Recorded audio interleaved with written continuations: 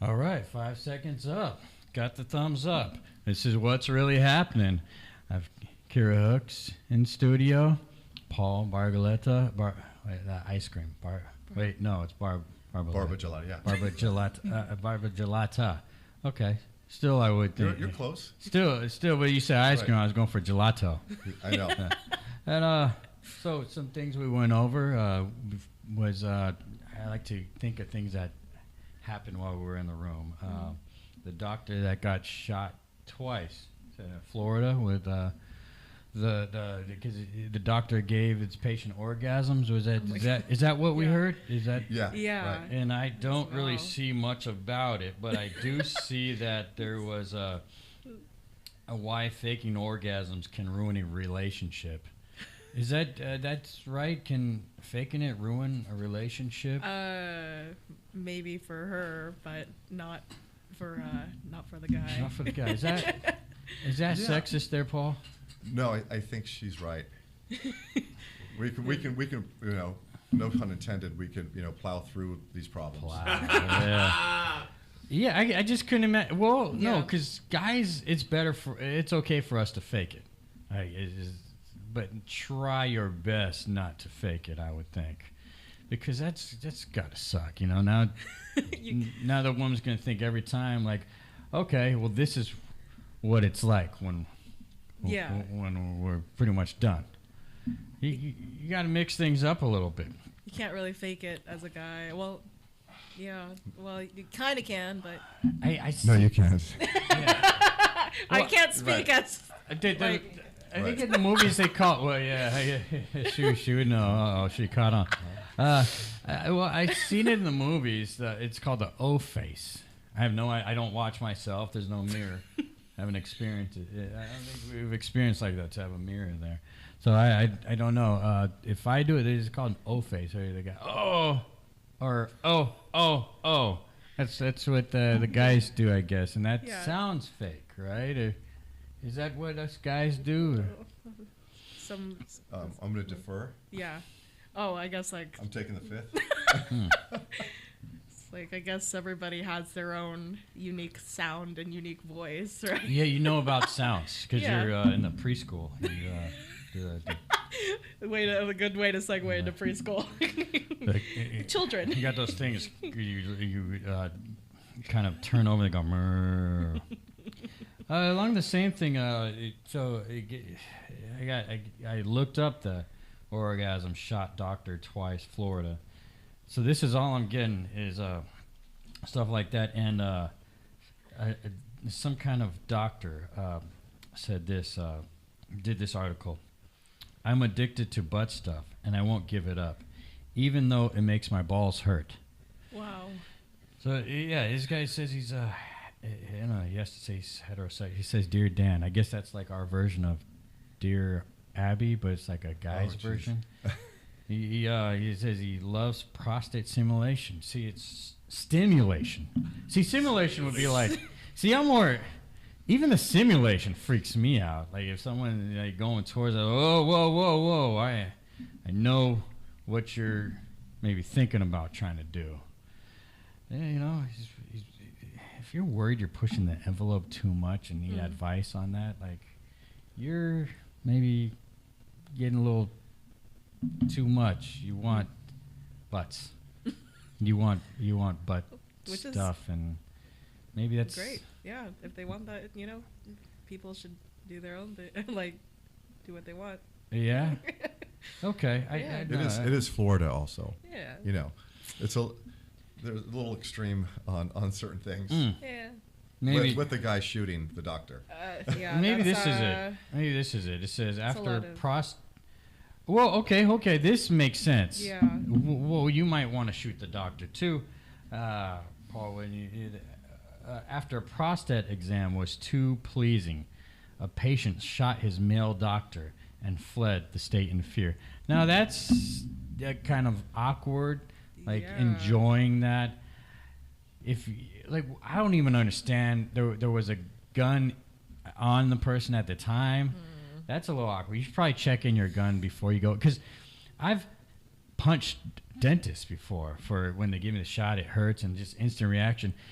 if a gun is on me and like someone's sticking their finger up there, I mean, even myself would say you should have a gun check in, because like I don't know my instant reaction if like all of a sudden just like a finger goes boom, like I just that's not me hating the guy or feeling I'm probably not even knowing I'm being defensive. I'm just knowing whoa, and then instant reaction. Just Yeah, check it in at the reception desk. So, can I fill out this form? When was the last time? Has your insurance changed? Please leave your gun at the front desk. I get. Yeah, this is all Florida stuff, I guess. Then is that? It's always like Florida man, something. So Florida is a little wacky, isn't it? Yeah, it's wild. I mean, yeah, how are guns allowed in doctor's office too? I mean, yeah, In general, but yeah.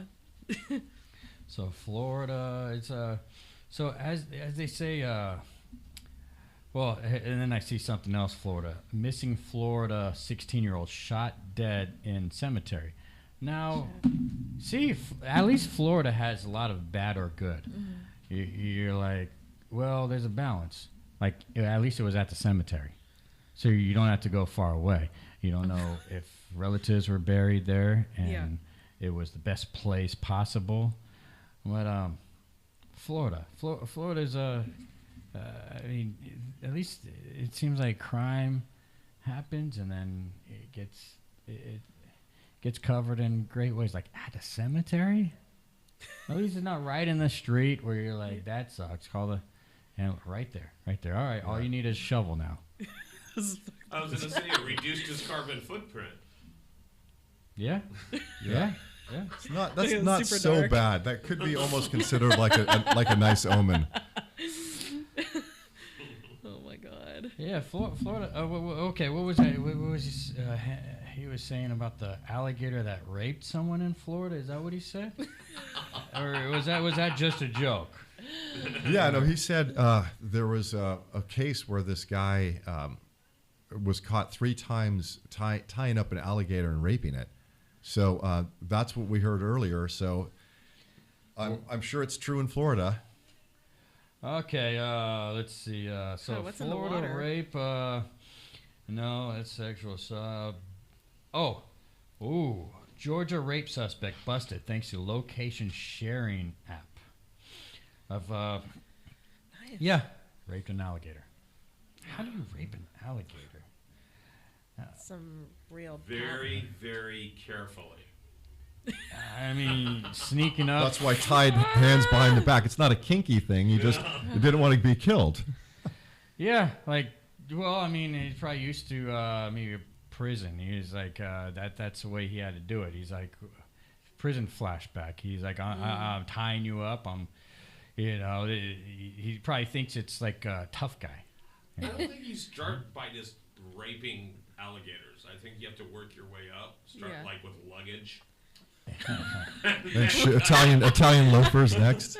Well, that's Right. How do you even get to that point though? Like, what do you think was the story behind that? That's a San Francisco thing. The luggage. They have people putting body parts in luggages and just putting them different parts of. Oh my god. Yeah, so Florida, yeah, they got the DeSantis Right. out there, and so the conservatives like DeSantis, I guess, but they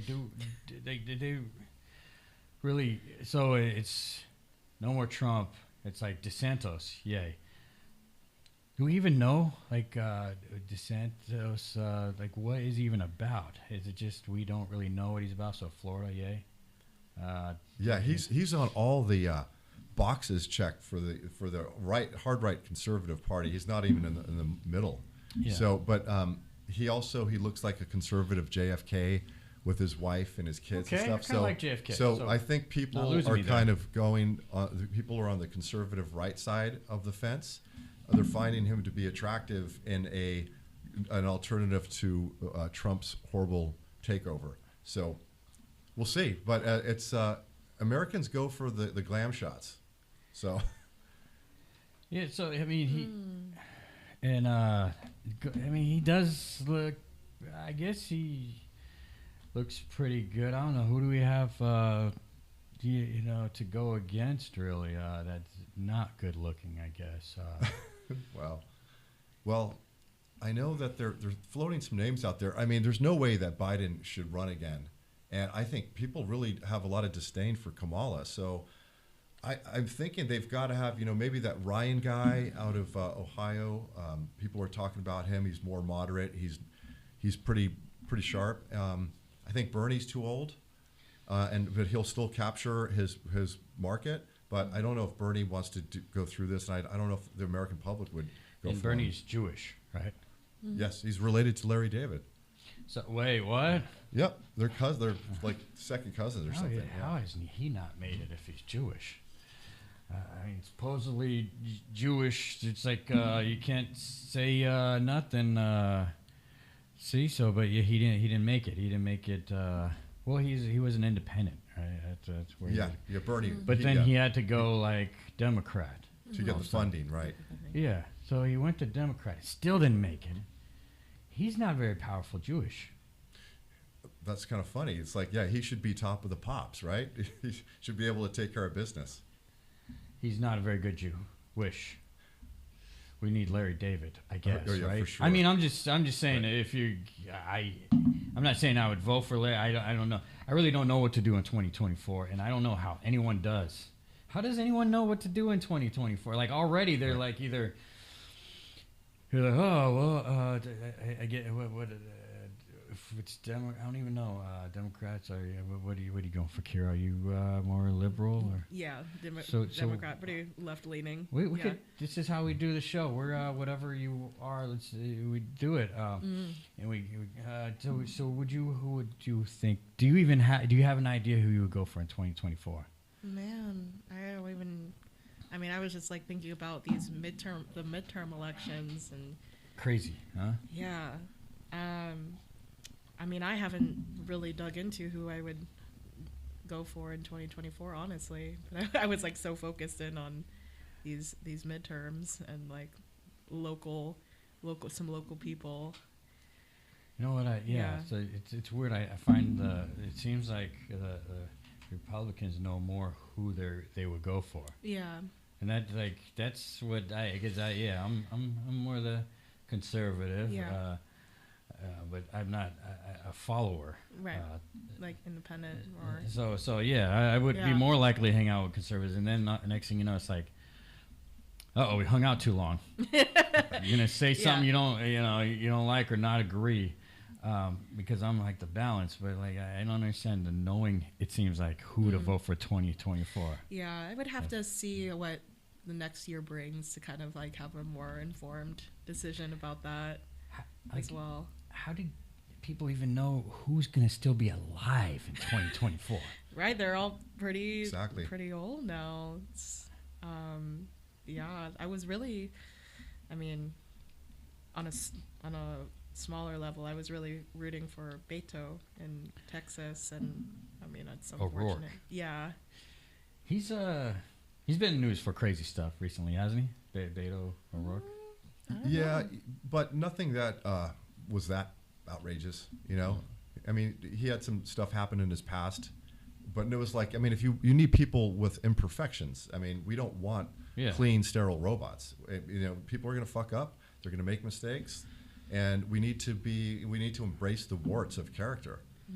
I do feel like a lot of the conservatives are actually not on.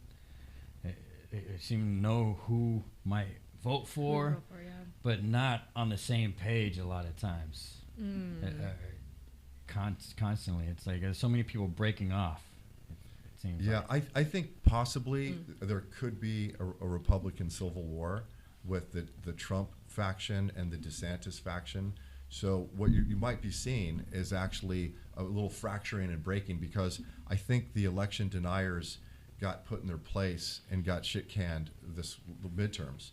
And you can't keep drinking from that, and you can't keep thinking that this is going to go on forever. So hopefully there's not so many insane people on the ballot next time. Yeah, so you so you say election deniers. Right. So you don't You don't believe it? Nothing. No, I don't. If I had judges in several counties, states, etc., and this was brought to the fray, and I would say, oh yeah, wow, something happened, and I would probably blame Russia. Like they got in there and fucked things up. But no, I don't believe it. I actually was part of a voter fraud situation that actually had merit and had a background check, and people, saying this is what happened. So I'm calling bullshit on this one. Yeah, so, I'm part of the conservative groups that the homies always want to hit me up to go to this stuff, and I watched the 2,000 Mules. Probably aren't feeling me after this, but I mean, I didn't. Anyone here see that movie? Do you know what I'm talking about? No, which one? 2,000 Mules, where they talking about the election Friday, showing the evidence. But I mean, maybe some of it could be. But no, I haven't seen it. What I was seeing was, hey, people are voting at 6 in the morning. A suspect. I'm gonna need more than that to find something suspect. Right. I mean, they said they tapped certain people that were going, and it seemed like they were going over and over. But it just seemed like it's not enough nefarious bullshit to kick this over to thousands of votes. There's no way. Right. There's no way. Yeah, I mean, people aren't that smart. I mean, they're not going to, unless it's a hacking job. Then it's gonna happen from a room like this, somewhere on the outskirts of Moscow. Yeah. I mean, I'm sure there's a lot of shadiness, but I mean, I just have a hard time feeling like there's not shadiness from both sides. So for sure, yeah. If one person won, and yeah, you could do a recount, go for it. But then if you got to keep on doing it, it's like, hey, that person must have won by at least a better amount somehow. So we just got to come up with a new strategy and come back. Come on, guys. Right. You kind of going over this a little too much there. It's like looking like, you're getting a C on your test and you keep scoring over it. You're hoping they turn to A and B's or something. It's like, you can't go down that rabbit hole, Yeah, I mean, they seem like some people went out in a hole and didn't come back. Right? Yeah, for sure. Yeah. I just want to see where that would lead. But you didn't hear about anyone going down rabbit holes and not coming back? Oh, sure. Secret society. Actually, so on the Democrat end, it was interesting. I'm like, oh, Florida, 25-year-old. All right. Wait, Democrat. There was a Democrat that in 25. Yeah, I was like, wait, what the hell? I got to read this again. How is this Florida? It's a guy, 25-year-old. I guess he made it for some kind of office in Florida. Yeah, I'll have to. Great, get some young blood in there. He slipped under the radar. Gen He's Z a Democrat. Gen Z's in. I don't know what's with the Gen Z though. Yeah, it's they're they say it would have been a red wave had it been. Just like without all the Gen Z voters. So do we? I mean, people say the red wave or the blue wave. How much does that matter? Well, in this, it guess wherever your values stand, right? Like as far as like abortion goes and gun laws, I thought it was a really, really important election for sure, just to make sure that women have the choice to be able to, like, they don't have to travel far to be able to have an abortion, and making sure we have, just sensible gun laws. So I mean, on the abortion tip, never want kids. Thank God. On the abortion tip, the thing is, the thing that really tripped me out was like, California never going to change in that area. Well, was this really an issue in California? Like, the thing I don't get is inviting people from other states. Like, come on over and get your abortion. Mm-hmm. That was a little odd. But it's not anything that it was on the ballot for California, right? The abortion, like Yeah, it was. Yeah, it's like I think like Proposition 1. California was always a sanctuary state, but I don't know if it was really meant to be that, but it ended up being that. What was the difference there recently? Oh yeah, with the proposition. Yeah, It so was as for the states anyway. Right, when right. they did the whole House Clarence Carter thing. Yeah. Clarence, that guy. Sorry. Clarence Thomas. Clarence Thomas. They got mad at him for the abortion thing, and no, that's just that guitar riff just shows how real it was. He did the whole abortion thing. I hate abortion. And I hate abortion thing. And he gave it up to the states though. So like, what was?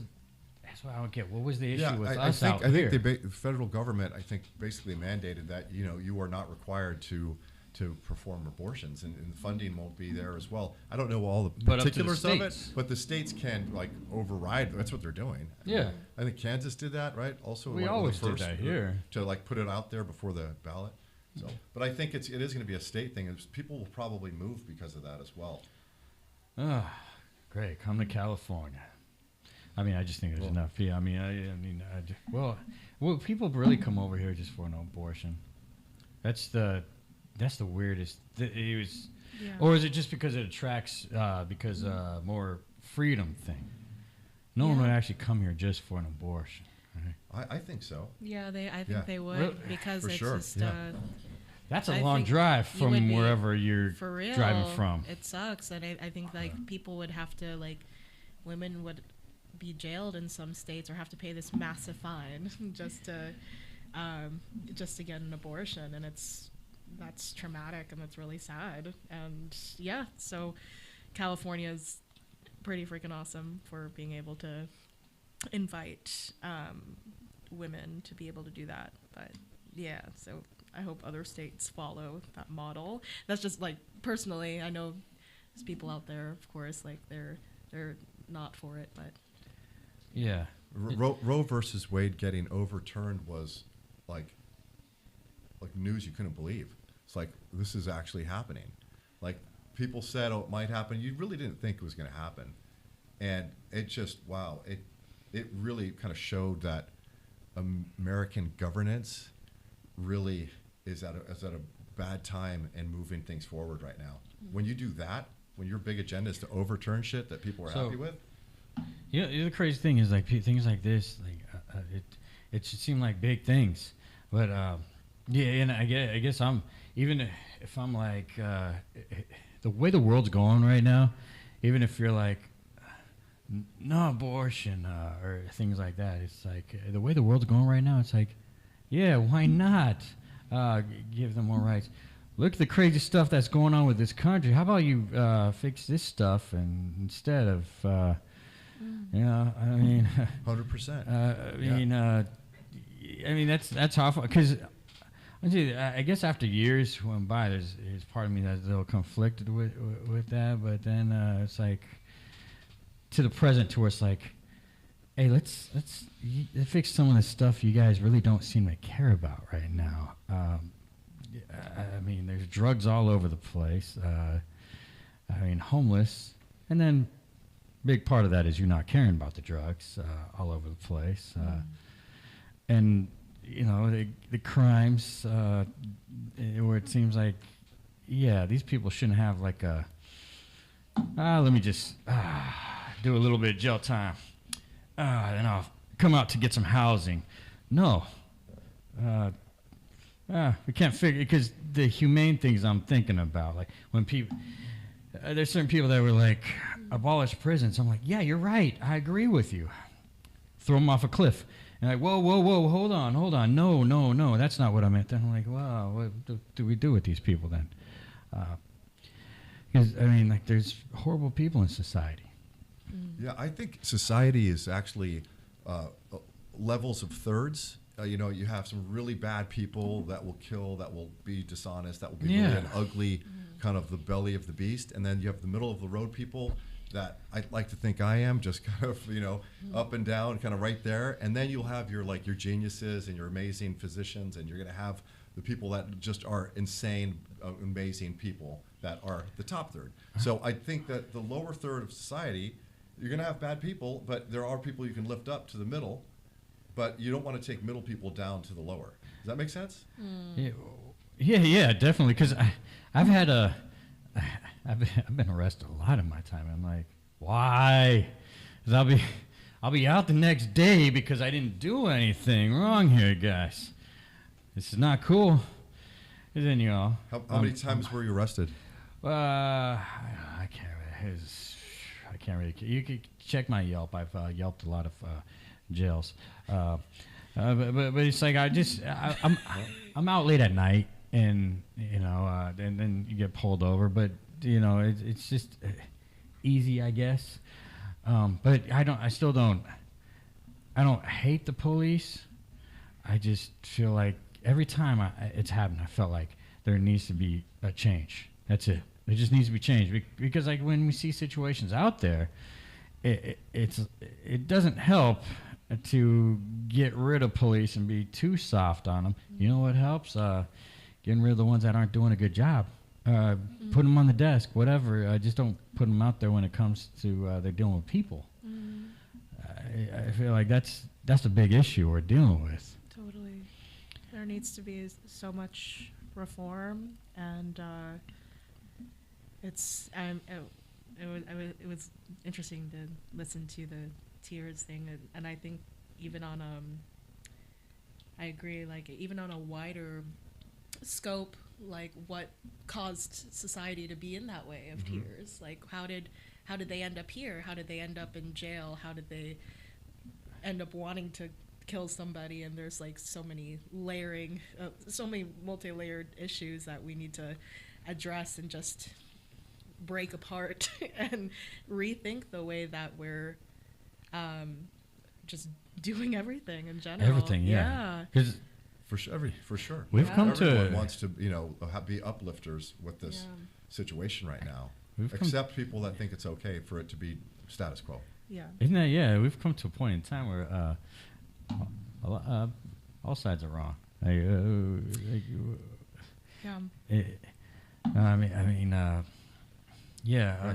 we get back to the police for a minute? Yeah. So I wanted to mention that. I like going down all kinds of topics. Let's go on the police. On the police situation, this is really a big deal right now.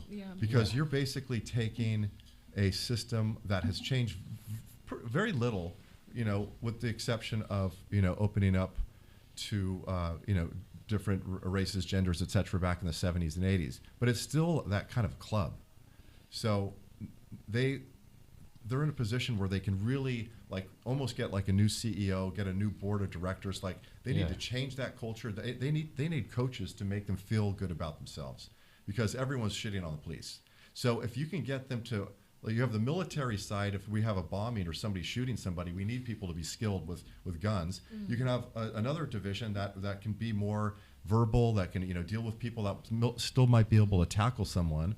But we just need to reinvent this. And SFPD, I don't care about what other jurisdictions are doing right now, but we need to be like the new shiny police department for the United States.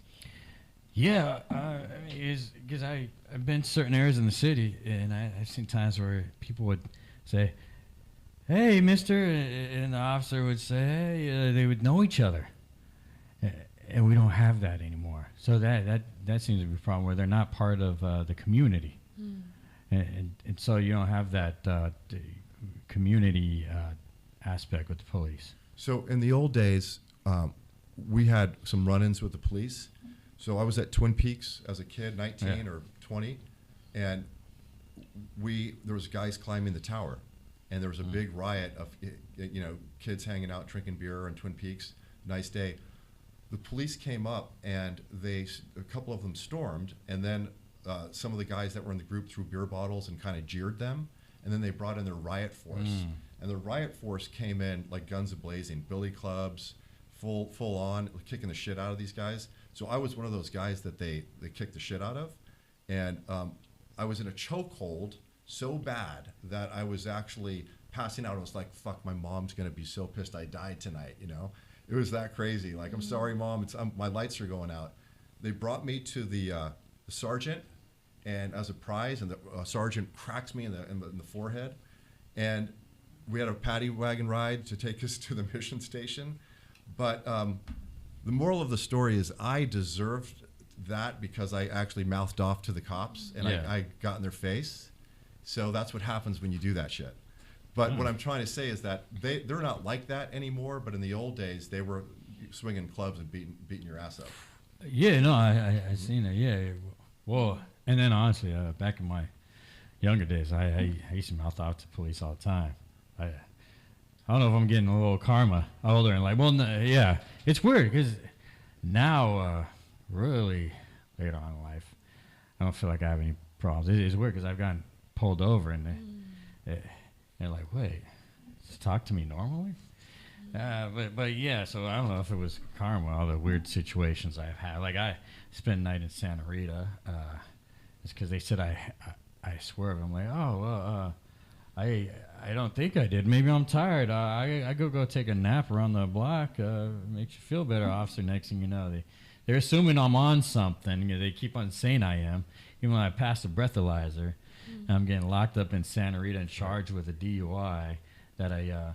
You should show them your podcast and say, this is really me. Oh, yeah, this was before all that. Oh, right, this was before all that, you know. That's, yeah, I had a lot of situations like that where I'd be out at night and I get pulled over and you know, next thing you know, I'm spending the night in jail. But then this time, yeah, they charged me, so I had to get my license taken away for a while. But I knew I wasn't under influence, so I was like, gosh, when is the DA going to turn over the results? Because I had to take a blood test. Well, yeah, no, that's not why yeah, too bad I couldn't show them at the time. No, I started this because I got arrested for taking a nap in my car. That they said was I did something else. Boy, that was a long case. Oh boy. Okay. Well, yeah, you know, that was a long case of evidence not being turned over, and then once it does, it's like, oh, you better let him go. Like, yeah, thank God.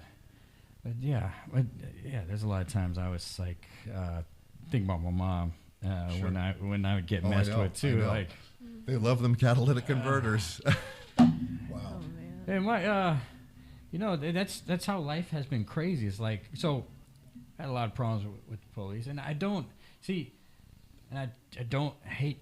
I believe it needs to be changed. The system needs to be changed, and not to be soft either. It just needs to be changed to where, is it a fact what's going on here? Okay, let's handle it. It's a fact. Not going, hey, we assume this is going on. Okay, let's deal with this.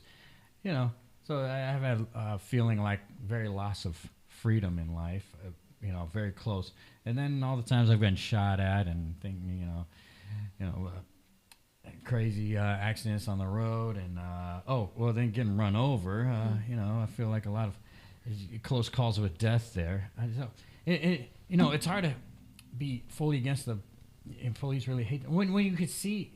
My problem is I could feel like I could see so many solutions of how things need to be better. Just simple like solutions. While politicians seem to be like, okay, I got to network with this person, network with that person, versus just I see a solution. That's how it needs to be dealt with. So and when I'm in the balance of like, these are my situations with police I'm talking about, and then I've had so many situations with the bad guys. You know, right, and to that point, not to stay on the police subject too long, but it's important. Try things out for 2 or 4 years. Like, they wanted to have tasers instead of being loaded pistols, and the taser is not perfect, but the Board of Supervisors, I believe, voted it down. So wouldn't you rather have a buddy of yours who made a mistake, or if there was a niece or nephew that is getting in trouble, wouldn't you rather have them be tased than shot? Oh, definitely, yeah. And the city voted that down. It's like, what the fuck? It's like, can we try this and see if it works? Yeah, well, yeah. City's been all these heavy subjects. Man, it's why, I mean, yeah, I like just I mean, all of, sorry, I keep knocking this, but everything is running together, and you know, I guess like on this, even on just the subject of race, right? There's so many black men and women who are shot to death for very, very minor things or things that they didn't even do. And just to have that training, that bias training, and not just resort to guns so quickly. And I know you have to have like, and being in that situation, you have to react quick in some situations. It's not ideal. I mean, yeah, I've never been in that position to really fully speak on the on that, but it is just something that we really desperately need to change after so many times of seeing the same thing over and over and over again, especially with people of color. Yeah, I think I think with people of color, like it could maybe neighborhoods.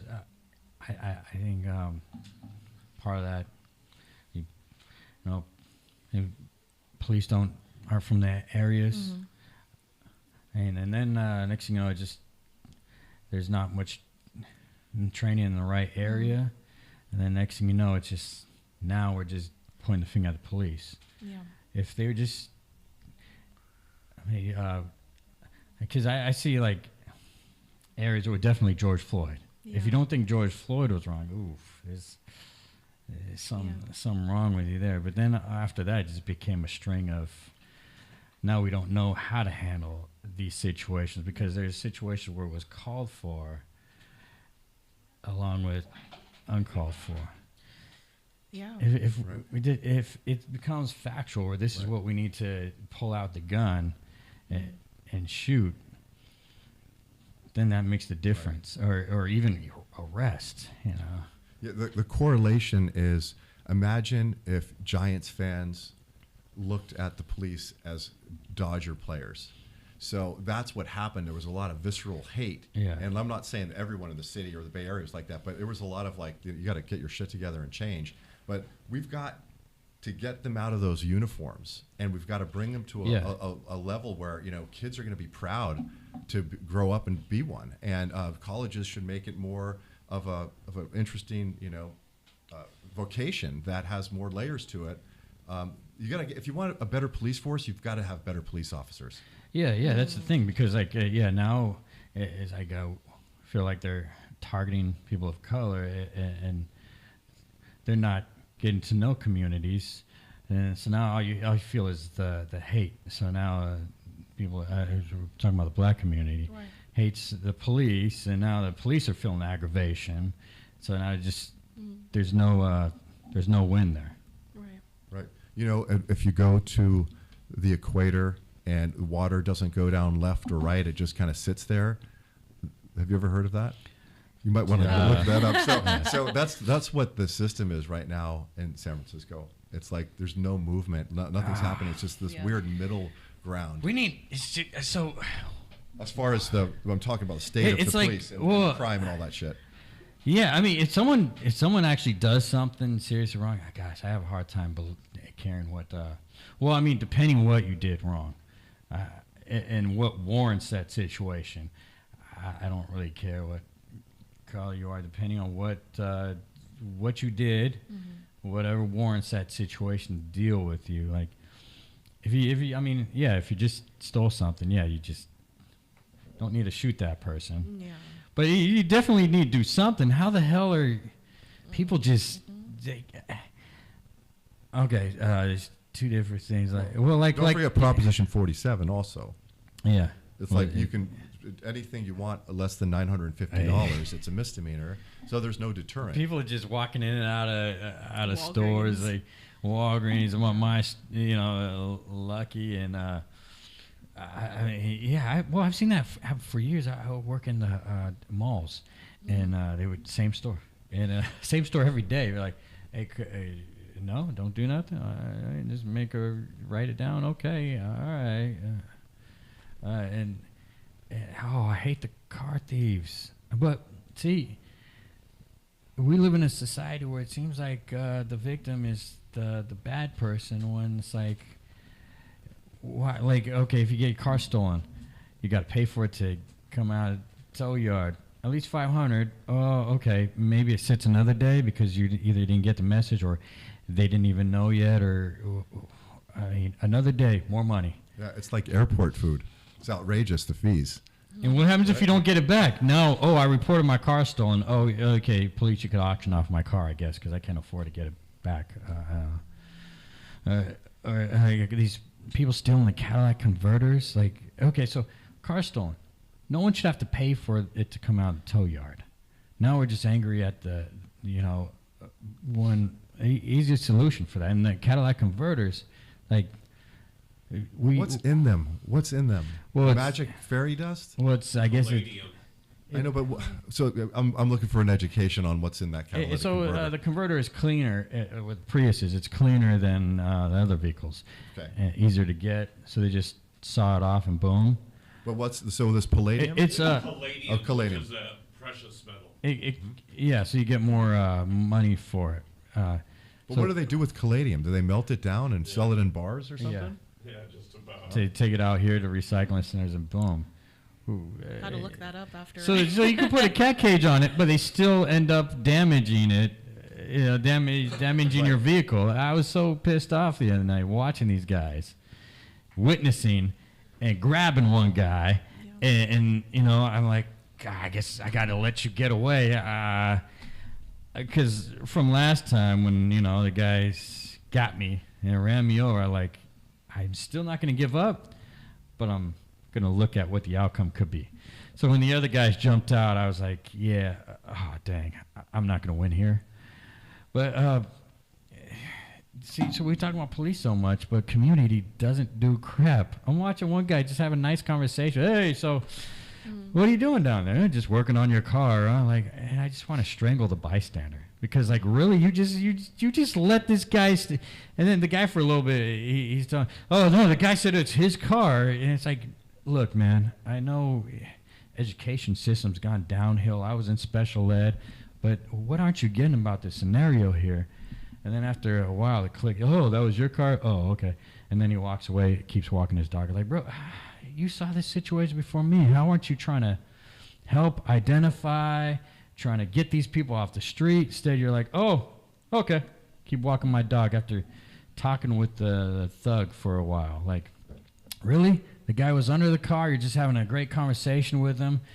His thug homies are standing around. You're like, oh, yeah, like acting like he's one of your friends having a beer with. Yeah. Oh. Commonplace. That's standard issue right there. Community needs to have each other. I think that's something back in the day used to be more. Now, that's the problem. If we want to be against police, but yet our own community doesn't want to step up and help each other, then there's no win-win. There's just a loss. Yeah, I agree. I think the tide is turning a little bit for some more proactive kind of policies to basically, you want to be proud to represent this town, and you want people to feel great when they come here and they visit, and your family, friends, whether tourists, whatever, and you want to I have a lot of pride in SF. Like, so do people from Boston and New York, and Seattle and LA. That's how we roll, right?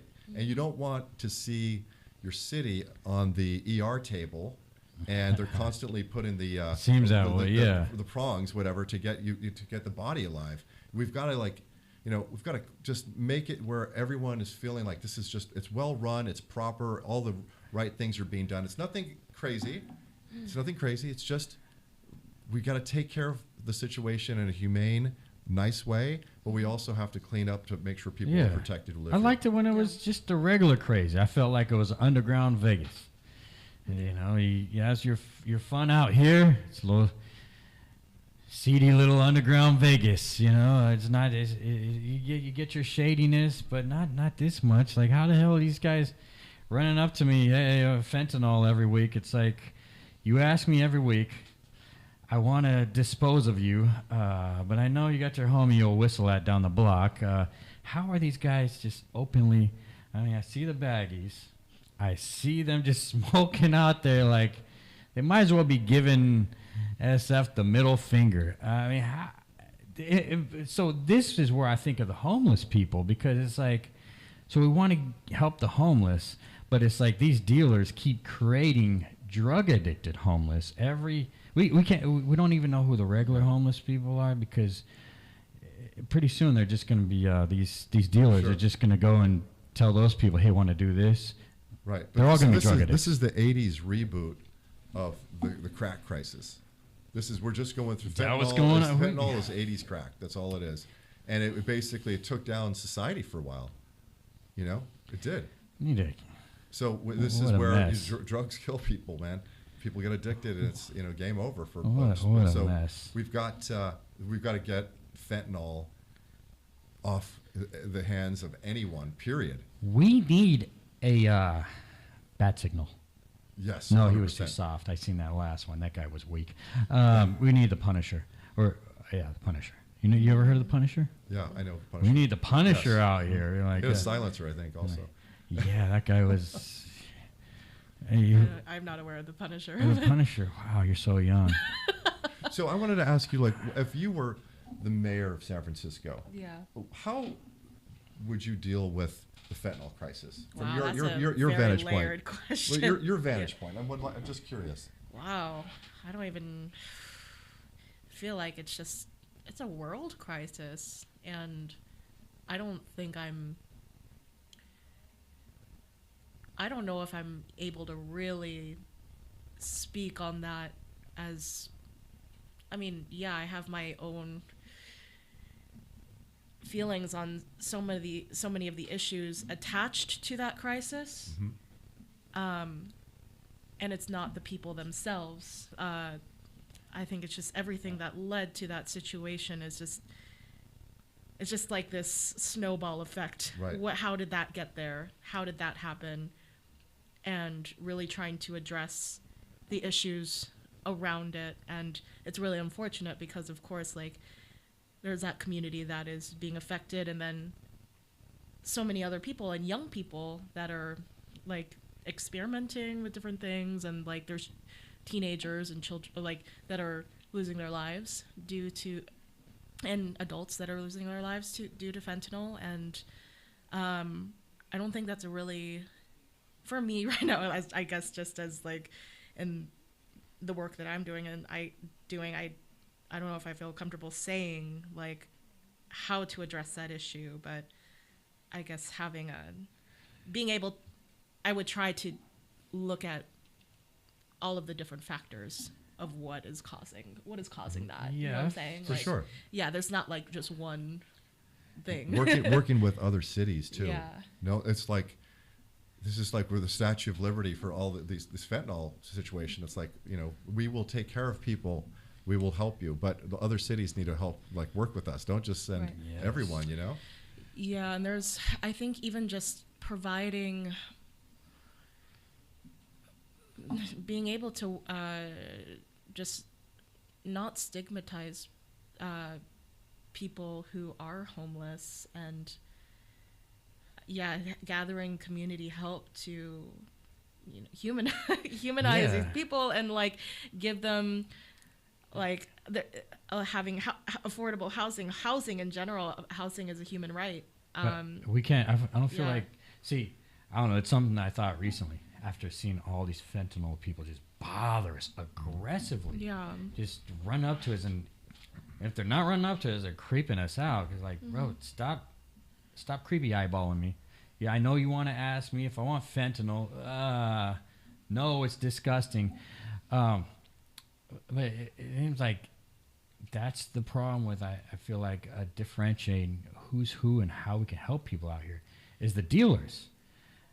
They're all over the street right here, and they are, I feel, what creates the problem out here with the homeless and the drug addicts. We need to care about the people that are out there, except for the dealers. The dealers, those are the people I feel like that is the entire problem over here. And then we could think of a solution. Okay, got rid of all the dealers. Now let's go and help out these people that are addicts and homeless. Let's go figure out their issues, try and help out. We got Glide down the street. There's actually great people that walk these streets. Mm-hmm. They came up to also a little big. They're like, oh, this guy gonna ask us for. Wait, it's Narcan. So there's actually people that care from San Francisco. They walk down the street trying to give people Narcan, and I see people caring about others. So what we need, and they still stay in that life because this, from what I've witnessed, it's just surrounded by the dealers out here just hawking at people, is trying to get what they can get from everybody to give them some fentanyl. Well, San Francisco is just so, I mean, San Francisco is just so expensive, and I just think just all across the board, everything has just become so expensive. I don't want to demonize the dealers, even though of what's being, because we don't want to get mugged on the way out. It's just really. They're not listening. It's all right. But like the fact that everything just became so much more expensive, and people maybe felt the need to, gather money in different ways. It's like everybody. I mean, I really just don't. I also don't know if I should really speak out so much because I just have never been in that position either, and. It's really hard once you're in that position, like where you are homeless. I don't know what that's like. And, it is. Where you feel like you do need to. Some people need to deal, and maybe it's something that's not moral. Yeah. So this isn't the dealers. These aren't the homeless. Aren't the dealers? Yeah. The homeless are. They're living out there. The dealers are the ones. They're coming here. Just like they're not. They don't look homeless. People who are homeless. They don't look homeless. They got more than one phone. And especially we want to talk about homeless. Gosh, these guys, the dealers, they're counting their money out there. Yeah.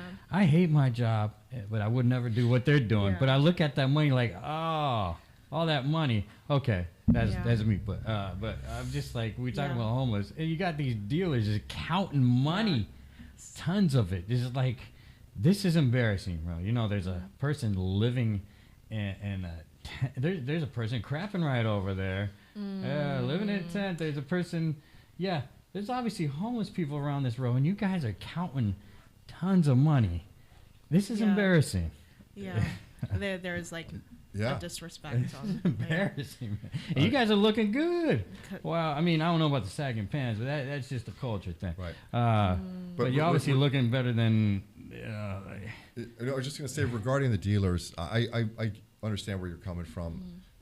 I'm just looking at it that we've just been taken advantage of this town, So they know they can get away with so much shit, and they know that they can do this and that, and it's like there's a certain point where you're always going to have drug dealers in any city, and there's always going to be a neighborhood to get drugs, but just don't have it a fucking open marketplace. Yeah, you know what? I would not even care if they weren't just all out there in the open, and where I'm like, geez, are you trying to feed me with this this pipe and this foil? I'm just trying to walk down the street. Why is this in my face?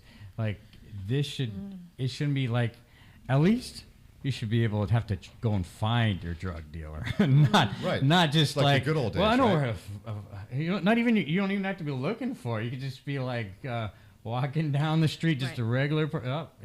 And I'm tired of seeing so many things in the news about little kids dying of fentanyl. Yeah. Like, obviously they must have crawled on over and just like slipped it in their mouth, and that's come on.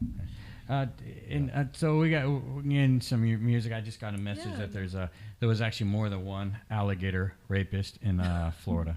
So I also want to apologize about like the association with homeless and dealer and like alligator that was but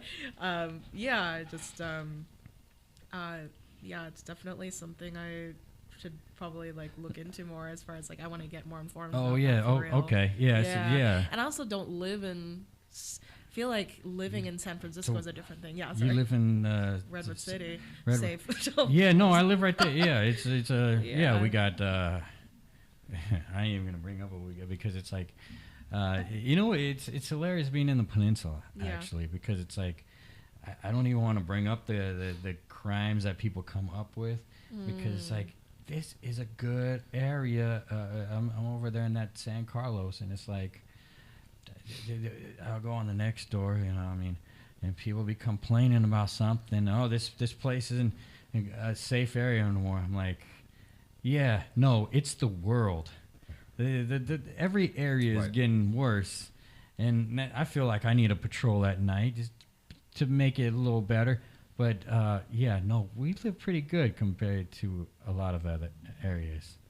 Somebody got beheaded, Somebody's right? got to. Yeah, that's what I wasn't sure about bringing up right now. She brought up the beheading. Right. That was pretty was that nuts. Hillsborough? But No, see, that was San but see, Carlos. the beheading. Yeah, she used to come in my store all the time. But yeah, no, I mean, so many things. It's fun. It's crazy. Something like that happens in this world we're in. People they want to trash the person, and there are things you could look into and go, oh well, that's the way this person was living this or that, or they want to embrace, but embrace in a way that it's like, are you just trying to get some clout for embracing? Instead of me, I'm just like, I look at it like it was a horrible situation. She got beheaded, and I look at like without having to go into layers of like the family and all that. Right. Then I could go and say my piece. But when it came to this person, yeah, I mean, that was a horrible situation. The guy, just she got beheaded. That was a horrible situation. And then, but that was horrible. Still a great place to live. Right. Yeah. How? That was kind of a very unique situation. But I mean, like with a samurai sword. Yeah. I was at Dana's house, right across the street from where they found we saw the car that he had put the sword in. Oh my gosh. It's like, it's crazy how we see so many. There's so many things that pass us that we're passed by, but we could have prevented it if or done something if we're just there at So the. true. Right. I was actually passing by that situation within that timeline doing my Uber Eats. Yeah. I didn't see anybody having any argument or anything. Wow. I come back not long later. Yeah, I thought maybe it was a dog mauling because the SPCA was there. I'm like, and taking a dog away. Right. But yeah, It's preventive maintenance, right? Like that's for society. It's like you put these laws into effect where, a kid gets run over by a car, and then you build a little bridge over that street because of that problem.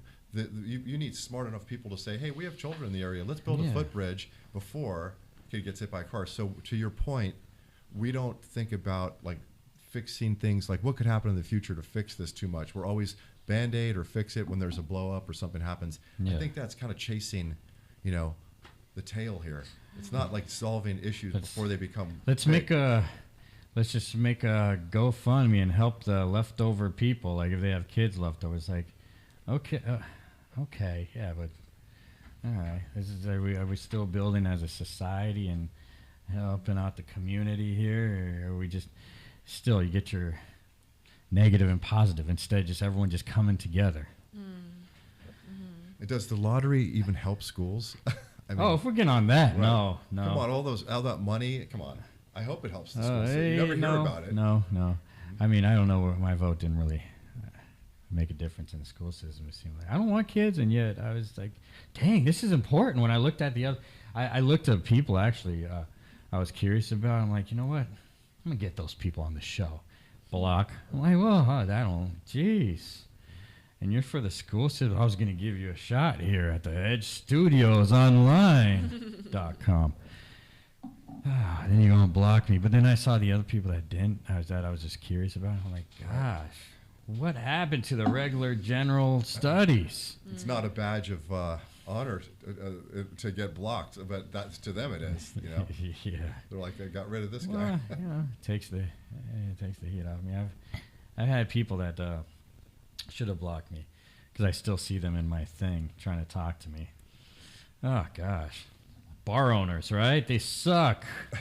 They love to get people drunk, yet say, hey, don't drive don't drive home drunk. Yet they're like, if you are that person that wants one drink because you're gonna drive home, they just give you an attitude like, you a-hole, you need to drink more.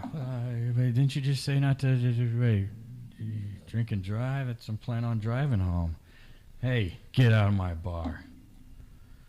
Time to get in an Uber, buddy. Yeah, but I'm just saying, Yeah, bar yeah. owners, Right. what the hell, they suck. I'm just saying that because I only think of the ones that suck right now. But if you're a bar owner that you don't suck, let me know and I'll like highlight you later on. Yeah. So let's see. I guess you're married right there, right? Yeah. Oh, she's. Anyone else married here? Yeah, married. Oh, okay. You guys are. Got it. Gosh, I hate this pressure. Yeah, let's hear some songs from the Mary Carey Hooks because I know it's like got to be emotional because you're married, yet happy. Yeah, man. So my husband, Jeff Goodkind, he's a pianist, and we moved around a lot during our relationship, and throughout my whole life, I've moved everywhere. I was born in Houston, Texas, and then I saw that. yeah, and then at the age of 4, because of my dad's job, we moved to the Netherlands, and then every 3 or 4 years we moved. So we moved to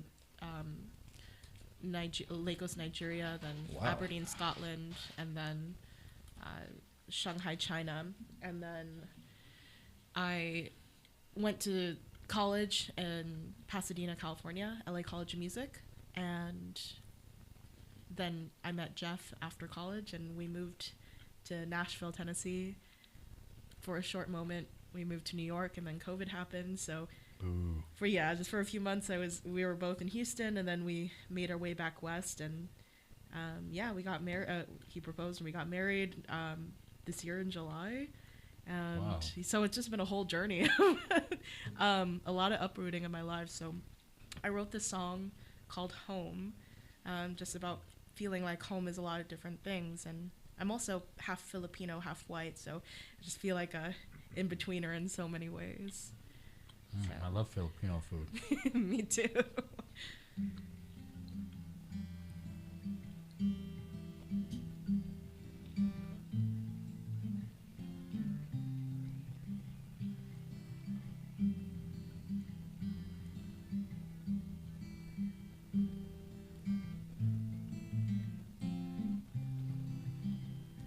Home could be the edge of an ocean ridge. It could be the middle of the Brooklyn Bridge. It could feel like being lost in the middle of Berlin, trying to find where life begins. Home could be the mountains on the California coast. It could be the one that I love the most. It could be the songs in a Nashville round. I'm still looking for my sound, going with the waves of doubt, living in this great unknown. Home has been an open road. Tie me down and cut me loose, so in between I'll find the truth. Home will bring me back to you. Home could be the scent of a desert flower. It could be the light of the golden hour. It could feel like being restless when everything is still, and sometimes it's an upward hill. Living in this great unknown, home has been an open road. Tie me down and cut me loose, so in between I'll find the truth. Yeah, home will bring me back to you. Can't live these these moments on the walls. In between, I'm bracing for the fall.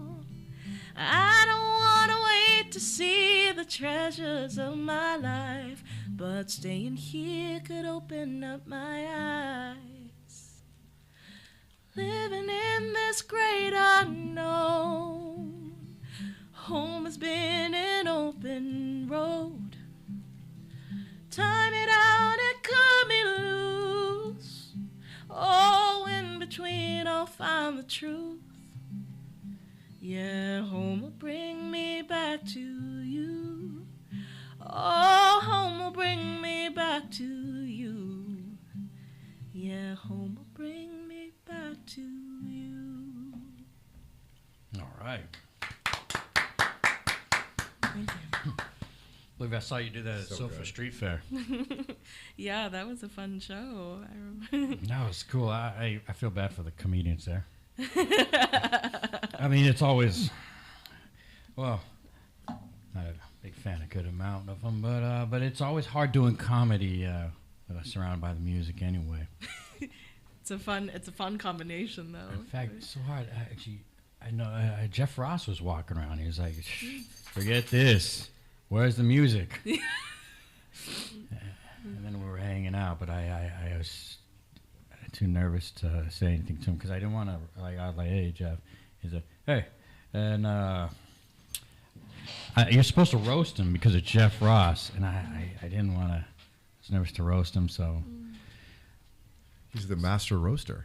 Yeah, so so he just disappeared because I was just standing like, I don't know what to say now because I know I'm supposed to roast him because that's what you do to Jeff Ross, I guess.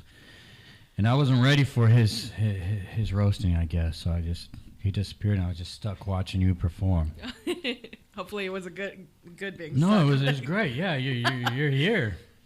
I mean, thank you. you and it was you and I had a guest on last week that was there, and then actually there was people that were there that I already knew. I was like, what?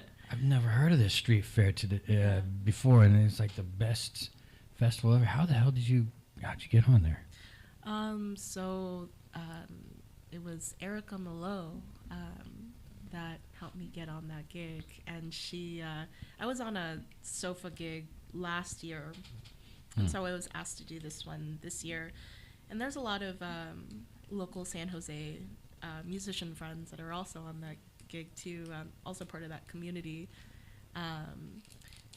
She's part of Philco Events, Phil Maresca. He's awesome. Phil Maresca.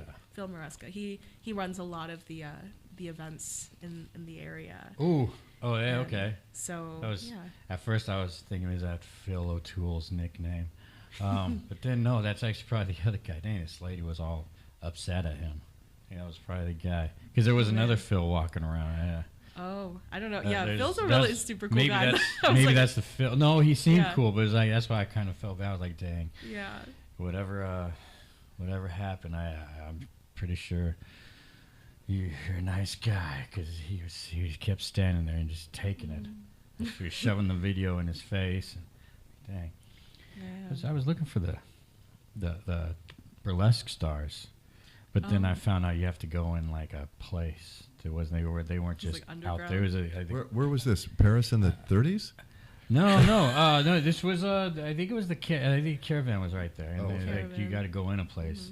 And I just found out too late. Even when I did, I was like, to take me away from the music? No thanks. Yeah.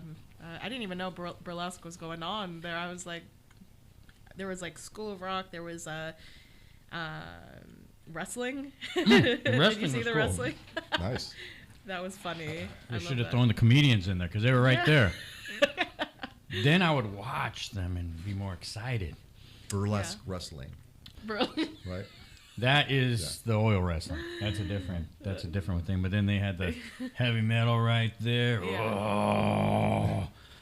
And then they had like a little garden with more like quieter music, like Marty Morello. I don't know if you know. No, Marty. I know. He's right there. And yeah. Sounds good. Yeah. So you got a couple more songs for Yeah, absolutely. This one's off my latest record, Love at Last. Latest meaning 2020. Working on trying to plan for another record, but this one's called Moving Along. Yeah.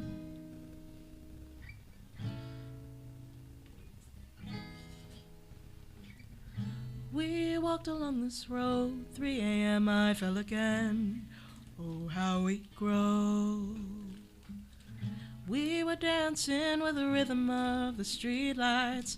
Oh, what a sweet life we know. Oh, what a sweet life we know. Well, I feel it. We could go there again. Do you feel it? Was it really good then? I feel it. We could go there again. Do you feel it? Was it really good then? Ooh, we're moving along. We're moving along, dear. We're moving along. We're moving along, dear.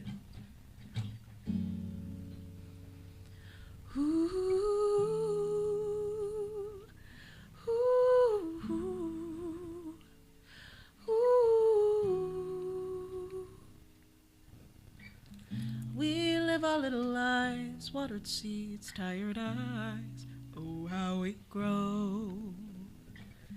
Finding magic in the everyday, then we say, oh, what a sweet life we know. Oh, what a sweet life we know. Well, I feel it. We could go there again. Do you feel it? Was it really good then? I feel it. We could go there again. Do you feel it? Was it really good then? Ooh, we're moving along. We're moving along, dear. We're moving along. We're moving along, dear. We're moving along. We're moving along, dear. We're moving along. We're moving along, dear. I made a promise to myself. I'd follow me and no one else. You'll never find me in a crowd of lonely hearts. I made a promise to myself. I'd follow me and no one else. You'll never find me in a crowd of lonely hearts. We're moving along.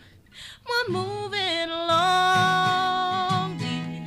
We're moving along. We're moving along, dear. We're moving along. We're moving along, dear. We're moving along. We're moving along, dear.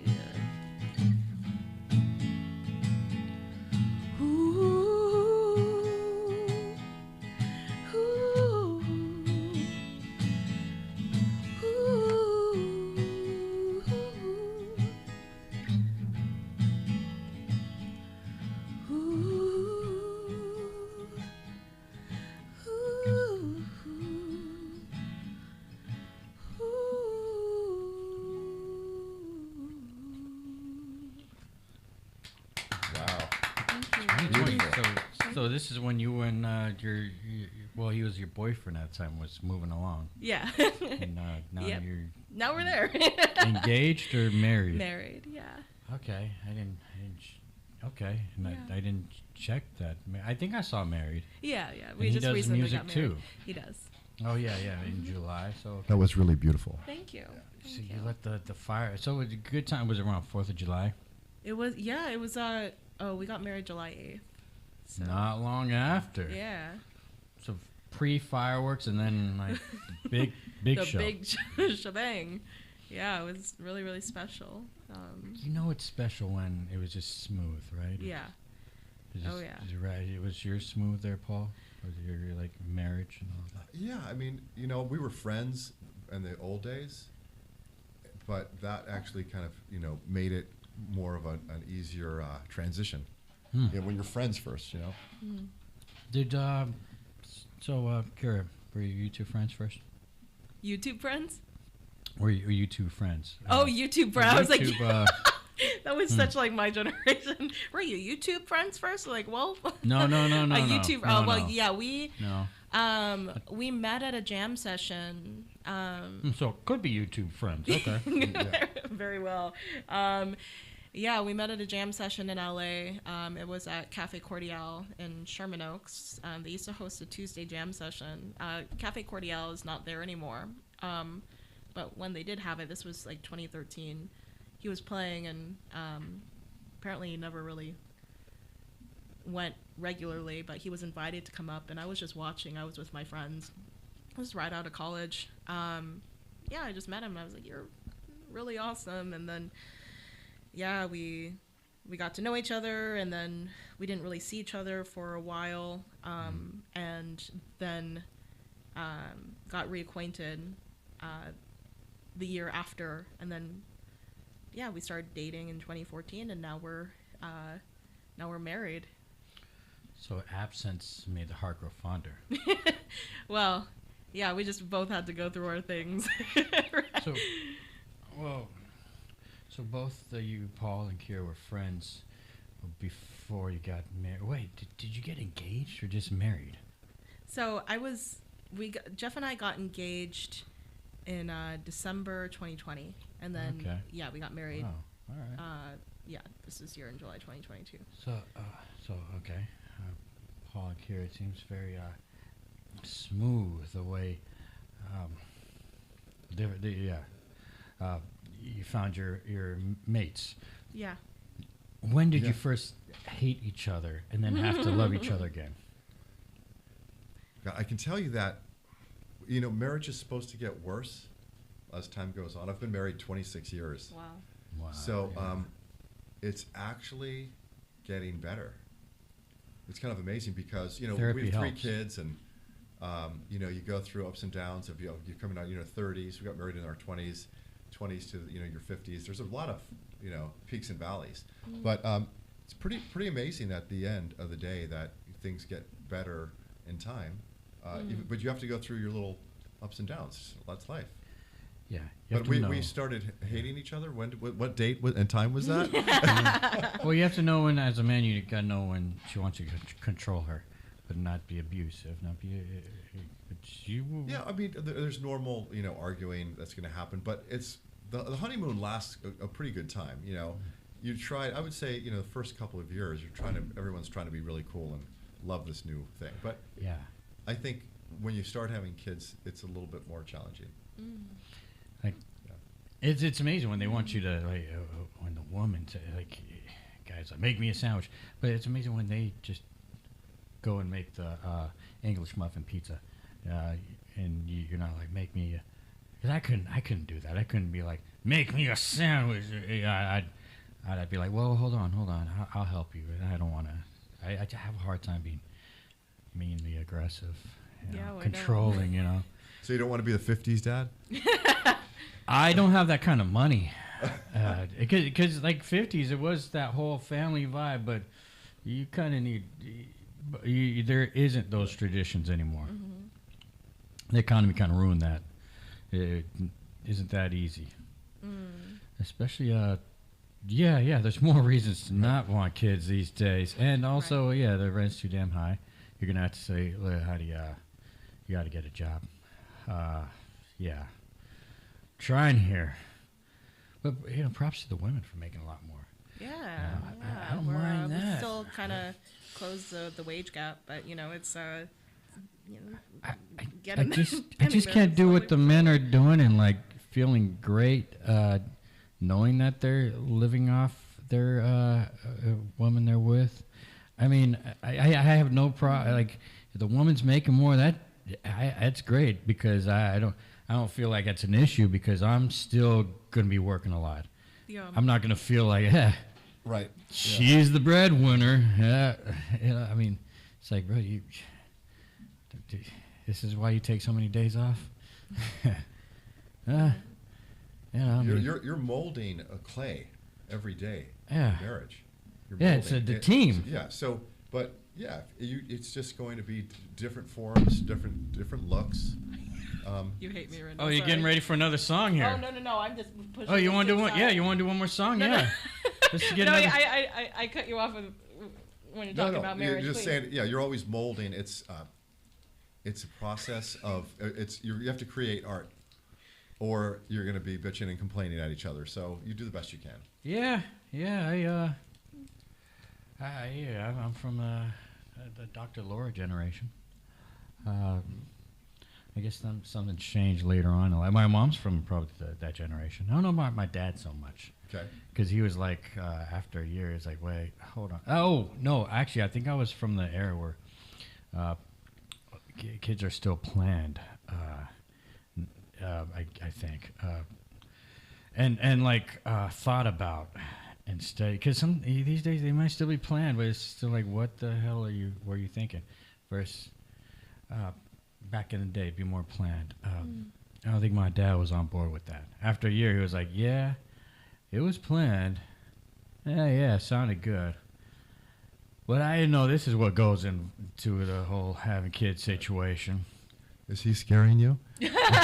I work with infants. So why would you want any more? You see them every day. Oh my gosh, it makes me want them more. But but I've always wanted children, so yeah. I don't know. I'm not in a rush right now. I'm like, I still got a honeymoon. I still got some music stuff to go do, but when the time comes, got to cut a couple records. Yeah, just like even then, like even if I did have a child before, then like music doesn't stop for women when they have children, and I think we got to have more representation for women, or people in general who have children.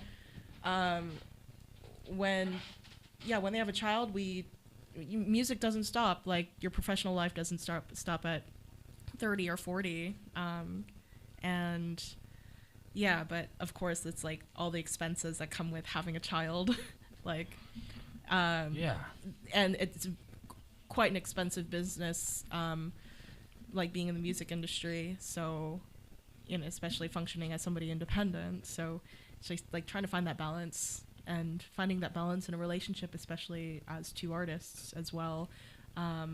Two artists who are teaching, and there's going to be different shifts and maybe things what we decide to do if a child does come into play. But it's just like those conversations that need to happen in marriage. Like there are certain sacrifices that we'll probably have to make, and of course we don't want to sacrifice the thing we love.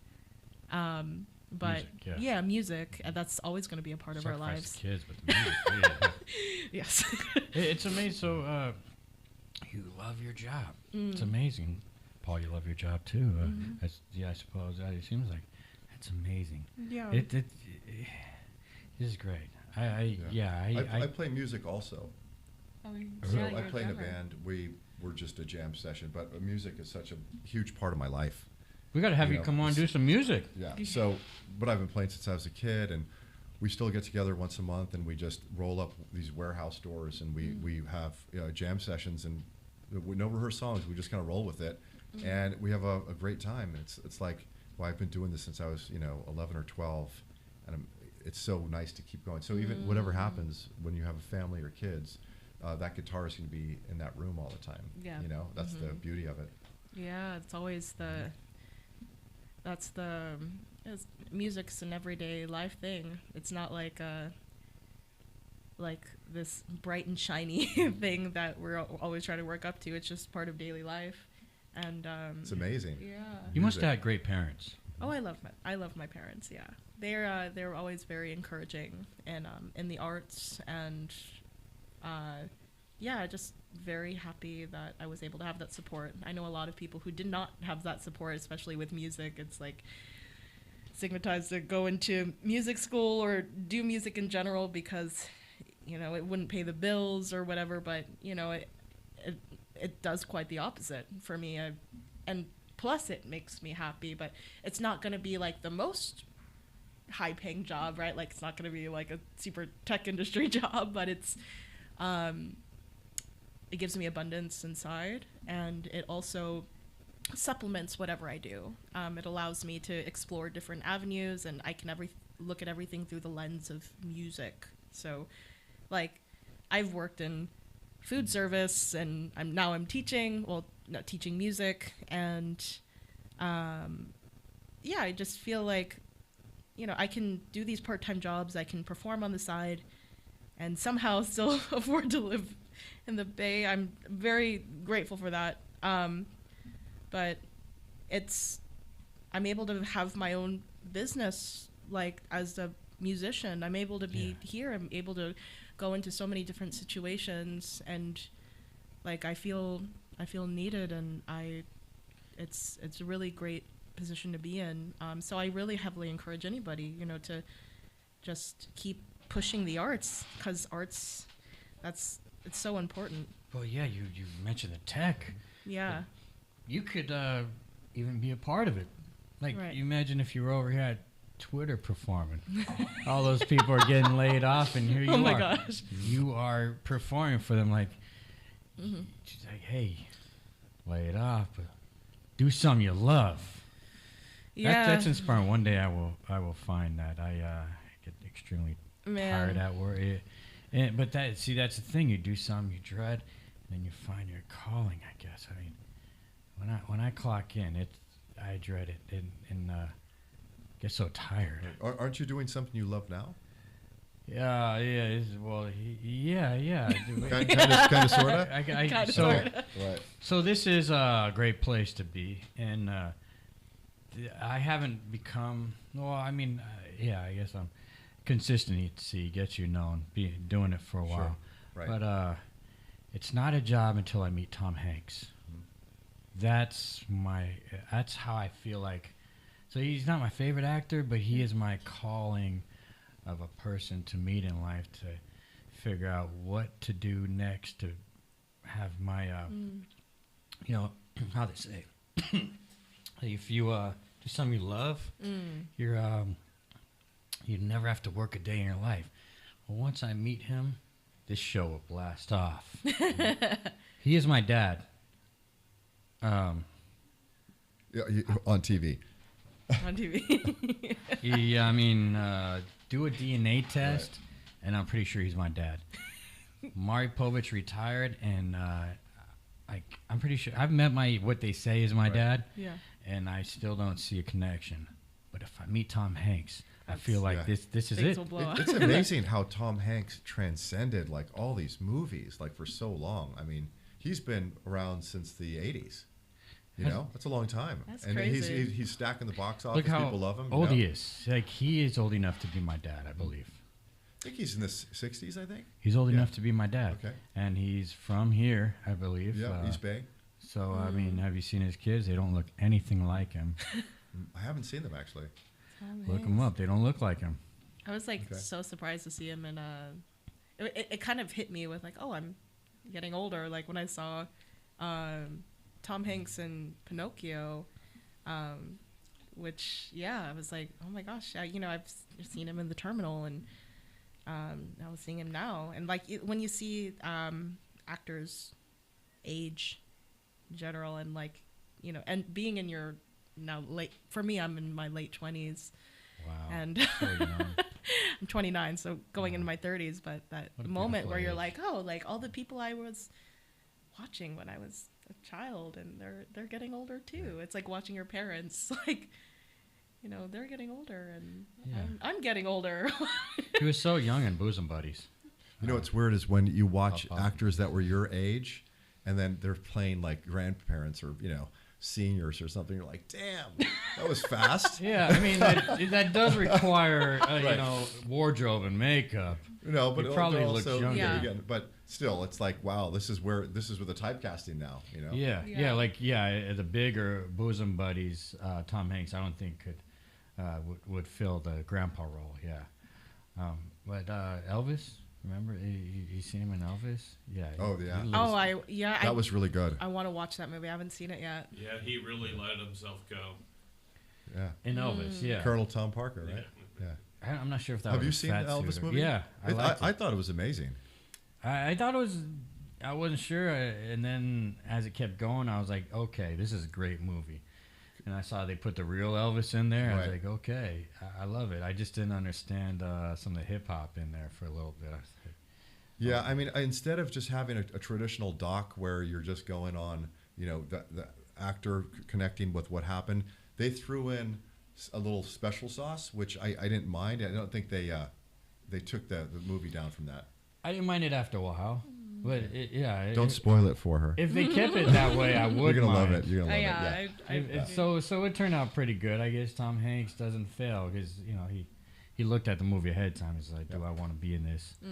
And well, the kid who played Elvis was incredible. Oh yeah. Yeah. Whoever he was, but he was good. Whoever he was, I didn't even know that the pelvic thrust was illegal at the time. Thrusting your hips was illegal. Yeah. Well, you see the movie, right? I do that at work all the time. And they never say anything about it. That's hasn't been one of my complaints. But yeah, I'm surprised. I got a little nervous the other day. I accidentally it seems like a stole. I had their ID in my apron. We were looking for it for a while. They lost their ID. He said he put it on the beer, and so I was taking out all the equipment, looking for it, and the manager went on the camera. He looked. He said, "Check your apron," and it was right there. I guess when I lifted the guy's beer, the ID fell in my apron, and pretty sneaky. Yeah, I mean that's not what I would want to steal. It's not. Wait, I don't steal, but that's not what I would want to. If I was, and the messed up thing is, I was getting suspicious about the guy. So here I am, like. Wait, you try to pull one over on me while I'm the one that accidentally did something bad, because he said, well, who would want to try to get alcohol underage? That's when I was like, wait, now you sound like a cop, because who else would say something like that? Sound a little sneaky, not just trying to like. Show me like usual people show me their gray hair, so I'm like, oh, you're good. So my brother was a busboy. It was called the Elite Cafe on Fillmore. So many years ago, he was a busboy there, but he was the bad guy. He wasn't the good guy like you, because what are you going to do with the ID anyway? So he ended up getting a credit card of this real preppy guy named Preston Hutchins. So Preston Hutchins, he wasn't a very nice guy. He left his credit card. So he and his buddy, they went to Tahoe and they went gambling. They got hotels. They had a great time, all on Preston Hutchins' credit card. Wow. So you must have distanced yourself from your brother by now. That was the 80s. That was the 80s. That whole story there, just outing him. But he got caught though, I suppose. No. Oh. It was only a couple. Okay. We don't know your brother. All right. Yeah.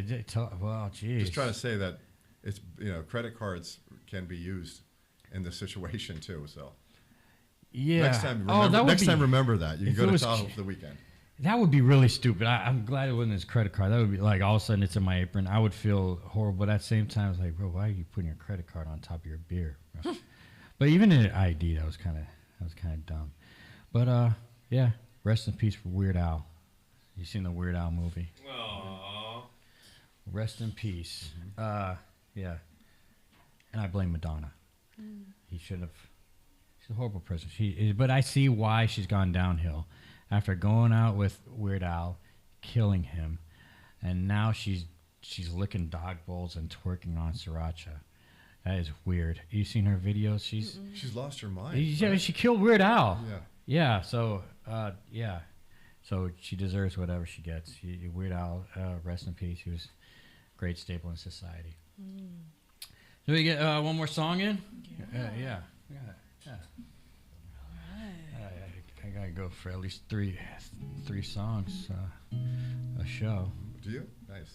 This is called Labor of Love, and wrote this about just continuing on with what I love doing.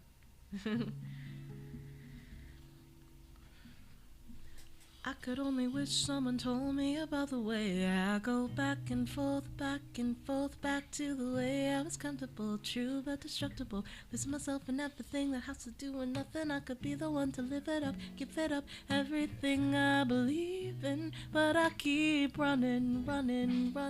That's the labor of love. Running, that's the labor of love. And I am everything I need. I know all that I can be. I'll write myself a letter to tell me that I'm beautiful. Listen to the words of India Arie.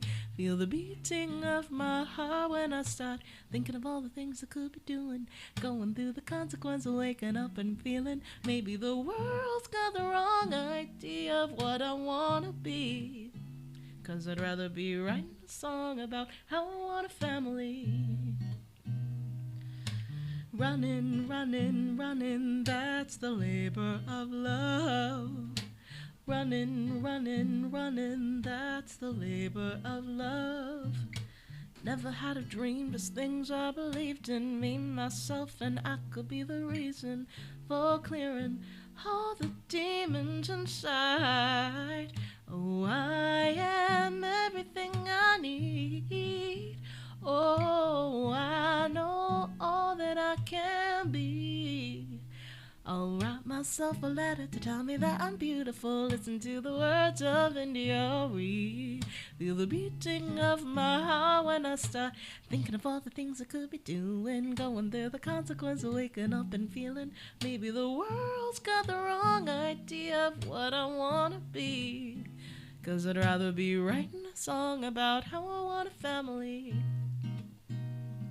No, fall back down for love, or fall back down. Oh, fall back down for love, oh, fall back down. I'll write myself a letter to tell me that I'm beautiful. Listen to the words of India Arie. Feel the speed of my heart whenever I start something. Someone told me what I should be doing. Going through the consequence of waking up and feeling maybe the world's got the wrong idea of what I wanna be. 'Cause I'd rather be writing a song about how I want a family. Oh, running, that's the labor of love. Oh, running, that's the labor of love. All right. Wow. Yeah. Wow, that was quite a show, huh? Thank you. And Kira, shout out to your dad. He was a veteran, right? Yes, thank you. Paul was your Yes. dad, a veteran too? Uh-huh. Wow. Well, happy Veterans Day to your folks. Thank you. 'Cause, no one believed that it was Veterans Day, so we got to spread that every year. Yes. Let everyone know, because everyone just was happy holidays, and like, oh yeah, Thanksgiving. No, first we gotta get through Veterans Day. So are you gonna try ice skating right after this? Dana doesn't know yet, probably. Oh, right there. Try it for the first time. It's gonna be really cold. I got that titanium First in my time? leg. Well, no, it's first time since having the titanium in boy. my leg. Okay, it's gonna be cold. Yeah, so I'm gonna try it out and see how it goes. Well, no, I'm not like that. I'm just gonna go for it, even if it isn't going well. I'm still gonna keep going. And so they got rid of the flavored tobacco. That was part of the election thing.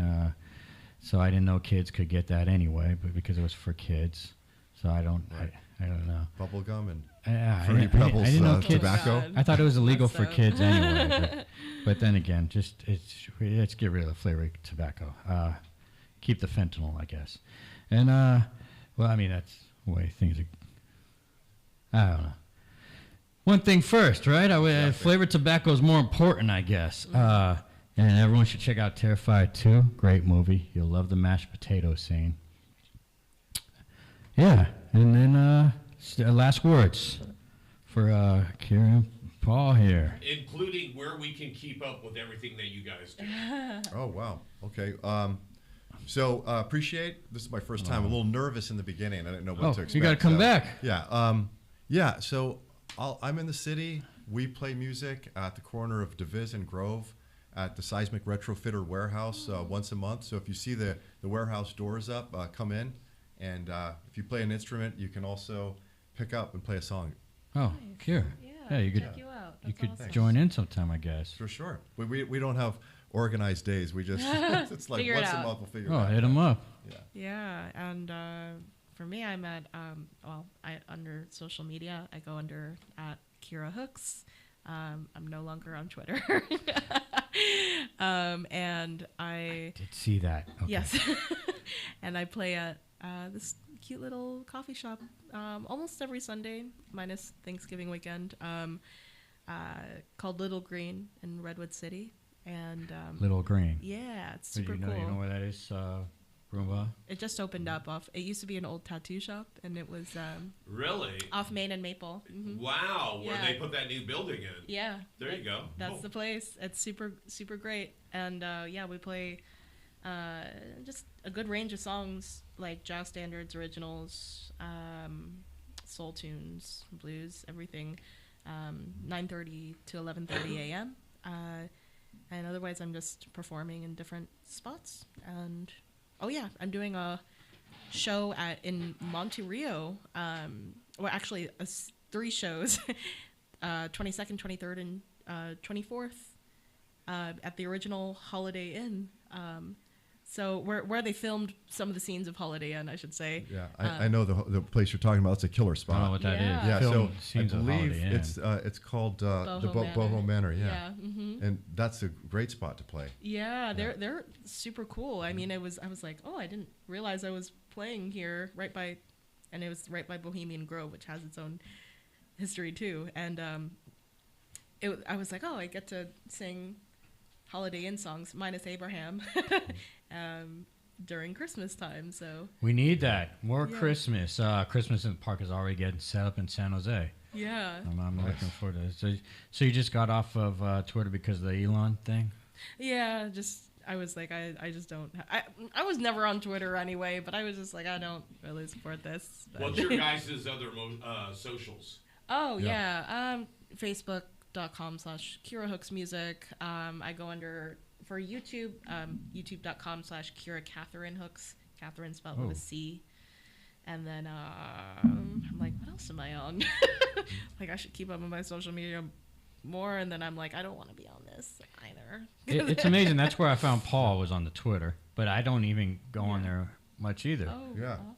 And So, then yeah. and then I started talking to you in other areas. Yeah, but the Twitter's where I found you. But I don't even really go on there much either. So it's amazing that Yeah, Twitter is actually a really fun situation right now if you have the stomach for it. yeah. Okay. So, but you can. It's actually the political arena right now. It's pretty amazing. So that's what's maybe okay. Maybe that's why It's an being arena. guided towards Yeah, but certain areas. Yeah. my handle is at PJB Worldview on Twitter, and on Instagram the band that we play with is the Mudflaps SF. So the Mudflaps SF is on Insta. Nice. Right on. Okay. All right. So we went in, and this is great. I feel like we all have different sides of life, and we connected. This is what I like about the shows. No matter which side you are, people, we all want the world to be great. Yeah, it's about connecting and not my friend put it in a really beautiful way, a calling in instead of a calling out. Yeah.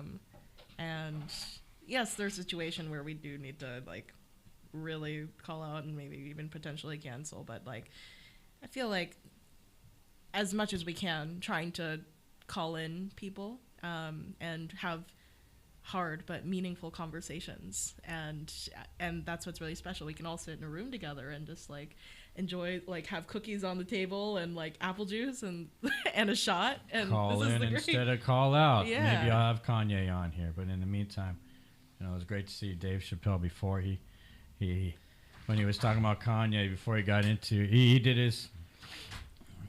He apologized when he was talking about the juice, right? Did you see that one, Broomba? Yeah. Back in my day, wait. Okay, we're talking about Jews. I don't know. I'm thinking back in my day, and I'm thinking I'm thinking about Jews. Chappelle is getting some backlash for his SNL monologue. Wait, what? Really? Dave Chappelle? Is he? Well, I don't know. I saw something about that. Tell me what you think. I saw something about that, and it's hard to differentiate what is more marketing media these days versus media actually bashing. Because I've noticed something, media kind of markets a certain way sometimes versus are they really bashing? So I do have to look more into that. But he definitely likes pushing the edge for sure. So I say how things correlate. It's funny. I went from juice, thinking back in my day. It meant O.J. Simpson, but now, because I started thinking of juice. Right, sure. I'm thirsty. Well, next week, same time, same place. What's really happening? Mondays, 4 to 6.